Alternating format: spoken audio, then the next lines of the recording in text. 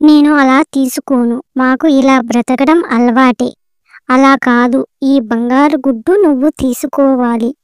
ఆకలిగా ఉన్న నాకు మీ కుటుంబంలో వాళ్ళు నువ్వు తిన్నా తినకపోయినా ఏముంటే అవి నాకు తెచ్చి పెట్టేవాడివి.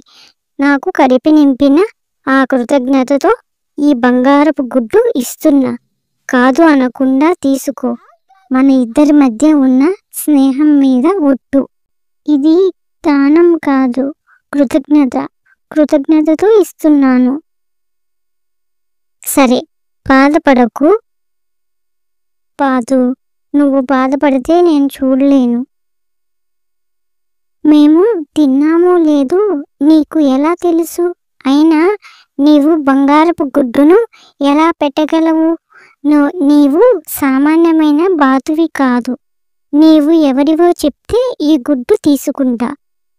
నేను ఎవరికీ చెప్పను అంటే నీకు చెప్తాను. నువ్వు బంగారపు గుడ్డు తీసుకుంటాను అన్నావు కాబట్టి చెప్తున్నా.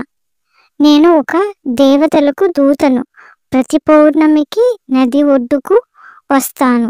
కొంచెం సేపు వెన్నెల్లో కూర్చుని వెళ్ళిపోతాను. అప్పుడే అలా నిన్ను చూశాను.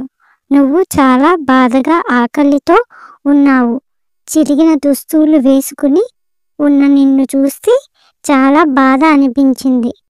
ప్లీజ్ సబ్స్క్రైబ్ చేసుకోండి.